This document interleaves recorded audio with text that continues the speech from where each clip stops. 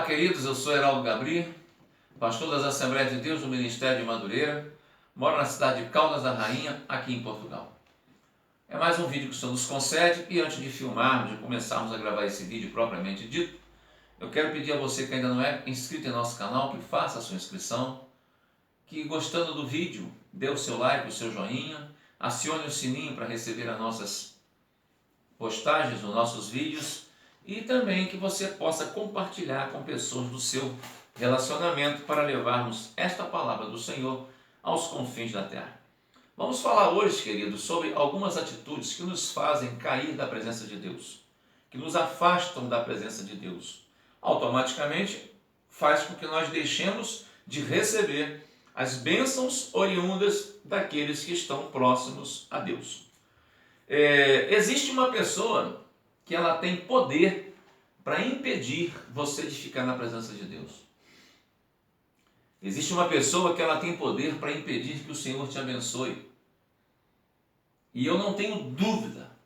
Agora eu quero dizer para você, não é aquela pessoa que não gosta de você, não é aquela pessoa que tem olho grande sobre a sua vida, não é aquela pessoa que está sempre te prejudicando, e muito menos não é Satanás. A única pessoa que pode impedir de você estar na presença de Deus é você mesmo. Eu mesmo. Ninguém. Quando o homem ou a mulher tem o desejo genuíno de estar na presença de Deus, de buscar a Deus, ninguém nem nada nesse mundo é capaz de impedir que esse homem consiga isso. Porque a palavra de Deus, ela corrobora com isso. Então vamos falar 6 itens que fazem com que nós nos afastemos da presença de Deus. O primeiro é a preguiça. O nosso corpo ele gosta, ele já tem o normal dele é ser preguiçoso. Mas eu não quero falar da preguiça física, não. Eu quero falar da preguiça espiritual.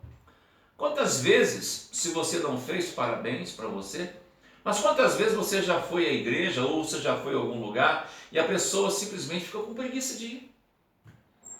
Ah, não, eu não vou porque eu não sei o quê. Olha, às vezes se deixa de ir à igreja nos dias regularmente por preguiça.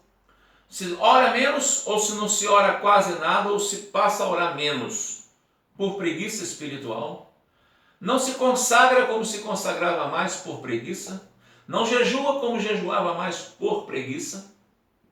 E a preguiça simplesmente é um dos principais itens, é uma das principais atitudes que nos faz afastar da presença de Deus. Não é à toa que lá em Provérbios capítulo 9, em diante diz o seguinte: ó preguiçoso, até quando ficarás deitado? Quando te levantarás do teu sono? Um pouco para dormir, um pouco para destoscanejar, um pouco para cruzar as mãos em repouso?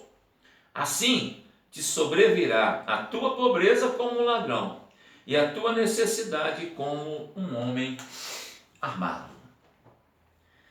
Presta bem atenção, queridos. Isso nos tira da presença de Deus, porque a preguiça espiritual, quando ela ganha força em nossas vidas, a gente começa a agir de acordo com a vontade dela. Pode ser crente antigo, pode ser religioso, fervoroso, pode ser o que for. Se a preguiça espiritual bater, devagarzinho, a pessoa se afasta da presença de Deus. A segunda coisa que eu quero falar é justamente a fofoca. Quem não sabe como existem grupos dentro de igrejas, dentro de empresas, dentro de escolas, em comunidades, existem os grupinhos. Mas eu tenho que falar na minha parte, como igreja. Eu sou pastor da Assembleia de Deus, eu preciso sempre me referir à igreja. Fofocar é literalmente falar sobre os aspectos da vida de alguém com outra pessoa, sem que essa pessoa de quem está sendo falada consinta. Isso é fofoca. Talvez a pessoa tenha cometido um erro, esteja cometendo algum tipo de erro, esteja vivendo uma vida de alguma forma, e a gente, na intenção pura e simples, inocente de ajudar, a gente comenta com outra pessoa: olha, fulano está fazendo isso, vamos orar, vamos... É fofoca. É fofoca. Tem gente que fala que a fofoca tem até fofoca santa. Isso tudo é procedência maligna. A fofoca, ela nos tira da presença de Deus. 2 Timóteo capítulo 2, verso 16, olha o que o apóstolo Paulo fala para Timóteo. Timóteo, evita os falatórios profanos, porque produzirão dor e impiedade. Produzirão maior impiedade. E olha que Provérbios fala nos 20, 19. Quem vive contando casos não guarda segredos. Por isso, evite quem fala demais. Você conhece alguém que fala, como diz o ditado, pelos cotovelos? Evita esse tipo de coisa. Evita, porque a fofoca te tira da presença de Deus. Se uma pessoa está cometendo alguma coisa, vai a ela e conversa com ela. Vamos conversar, vamos orar junto, tá? Olha o que Paulo fala aos Efésios capítulo 4, verso 29.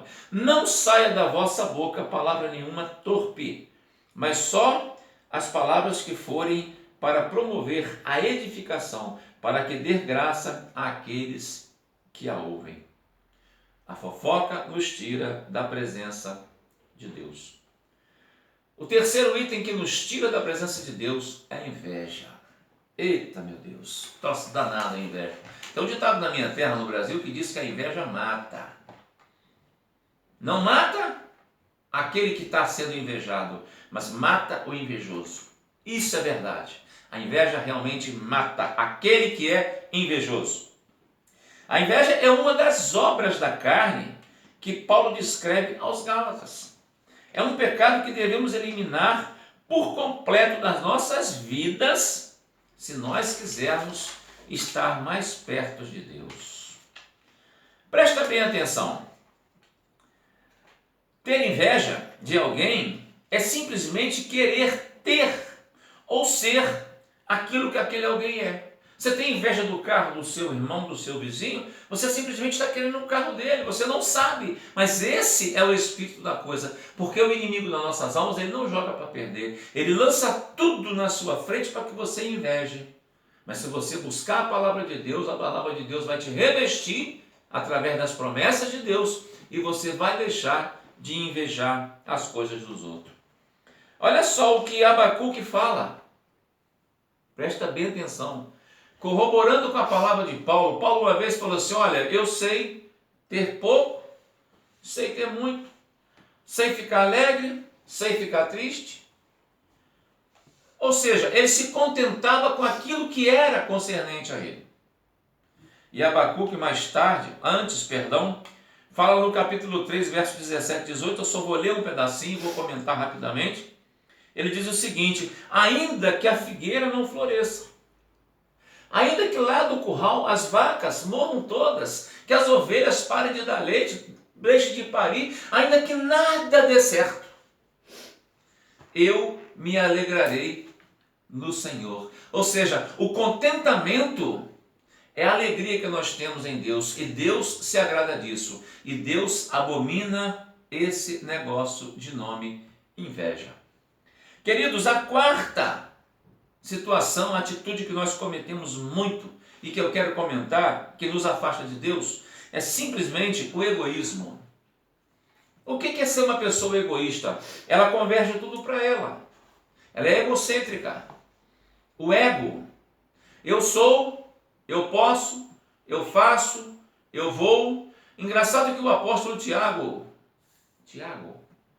faltou a memória agora. Tiago sim. Tiago vira e fala assim, para que ficar falando vou fazer isso, vou fazer aquilo, se quem dá a última palavra é Deus? O egocêntrico, ele tem a mania de convergir tudo para ele. Só ele pode, é tudo dele. Tem um ditado no mundo, lá na região, no Brasil, que diz o seguinte, se a farinha é pouca, o meu pirão primeiro. E isso é normal em nós. Se temos duas pessoas, tá eu e outro, e está uma friagem tremenda, e eu só tenho um pequeno cobertor, eu procuro me tapar primeiro. Se nós estamos caminhando no sol quente, tem uma sede tremenda e só tem 50, 30 ml de água, o que resolve isso? Praticamente nada. Mas a egocentricidade faz com que eu queira beber essa água toda, o outro se vira. Se eu estou com fome e tem pouca comida, primeiro eu formo o estômago. Primeiro eu. isso não nos deixa próximo de Deus. Pelo contrário, nos afasta de Deus. Ao contrário de Jesus Cristo, que ele era altruísta, nunca foi egoísta, ele era altruísta. É o maior exemplo de altruísmo do mundo. Ele nunca pensou nele, só pensava em nós, pensou em você e em mim, e é por isso que nós estamos hoje nesse vídeo, porque ele pensou em mim, morreu na cruz por mim, ressuscitou por mim e hoje está à destra de Deus, aguardando para que a igreja suba o momento exato. Mas uma coisa eu digo, se você tem sido egoísta, afasta isso de você, porque a Bíblia condena isso. É interessante que deixou de pensar nele para pensar nos outros. Jesus fez isso. Não pensou em si próprio, mas pensou em nós. A Bíblia nos admoesta a amar os outros como a nós mesmos.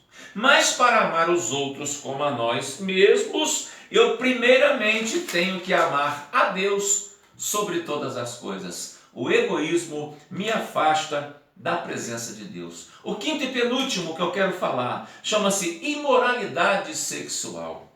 Queridos, o nosso corpo é templo do Espírito Santo.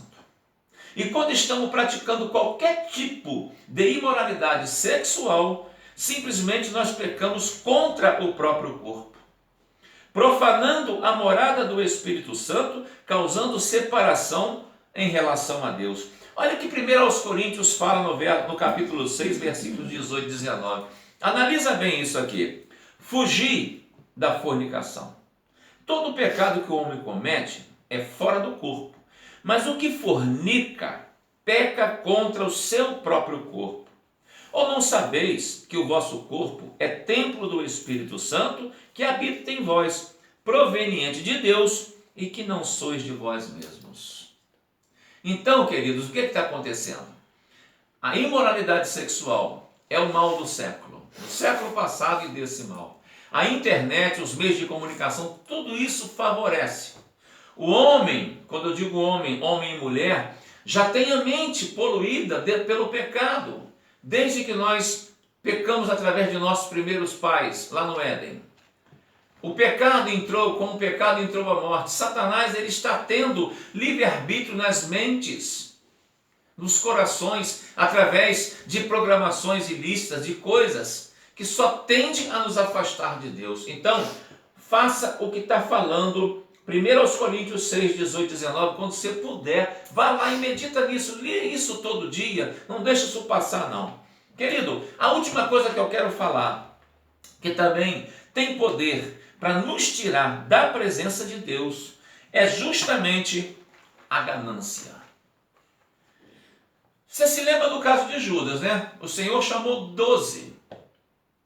Seja sincero, quando o Senhor chamou os 12, se nós não lermos o finalzinho, o que nós podíamos pensar? Poxa vida, os 12 são perfeitos, são capacitados e são úteis para o trabalho. E com certeza eram. O Senhor não errou quando chamou Judas. O Senhor o escolheu. Porém, Judas teve momentos de sobra naqueles 3 anos que acompanhou a Jesus para decidir o que queria da vida. Hoje nós estamos vivendo, se você ainda não é um crente lavado e remido pelo sangue do Cordeiro, ou se você tem uma outra religião, ou se você professa outro credo, eu não estou aqui para te empurrar religião. Eu estou aqui para difundir a palavra de Deus. Nós temos, a partir do momento que nós nascemos, nós começamos a entender um pouco da vida no momento que adolescemos. A partir da nossa adolescência, nós temos várias oportunidades para nós escolhermos o que nós queremos de bom ou de ruim para nossas vidas. E a ganância é algo muito ruim, porque foi justamente a ganância que tirou Judas do meio dos 12 e levou Judas para ser pendurado numa forca por conta própria. Amados, eu teria outros motivos para falar, outras pessoas para falar de ganância. Mas a palavra de Deus ela é enfática quando ela diz o seguinte: o amor ao dinheiro é a raiz de todos os males. Muitos são os que interpretam essa passagem errada. Tem pessoas que falam que o dinheiro é do diabo. Não existe isso. O dinheiro é um bem de consumo e que nos faz muito felizes. É com dinheiro que você come, você bebe, você veste, você procura a sua assistência médica, é com dinheiro que você contrai o matrimônio, é com dinheiro que você mantém a sua esposa, daqui a pouco nasce o seu filho, é com dinheiro que você faz tudo isso. Você compra uma boa casa, um bom carro, é com dinheiro. Agora é preciso que nós entendamos que o dinheiro, ele tem que ser usado por nós, e não que nós temos que ser usados pelo dinheiro. Tá? A palavra do Senhor, ela nos mostra pessoas que foram ricas na Bíblia, riquíssimas, que tinham um patrimônio tremendo e não se desviaram. Jó. Alguém tem dúvida do patrimônio de Jó? Abraão.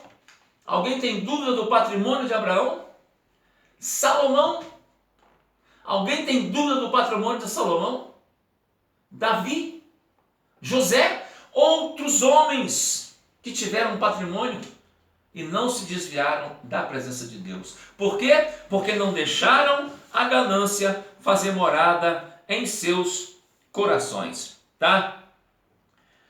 A ganância, ela fala que muitas vezes nós deixamos de servir ao Deus da palavra para servir ao Deus dinheiro. Algumas palavras, algumas Bíblias o denominam com mamon. Tá bom? Então, queridos, não esqueçamos desses 6 detalhes. Não subestimemos esses 6 pontos que eu coloquei aqui. Porque é muito difícil para nós resistirmos, mas a palavra de Deus nos diz, Jesus fala para nós: resisti, pois, ao diabo, e ele se afastará de vós. Eu creio nessa palavra. Você pode crer?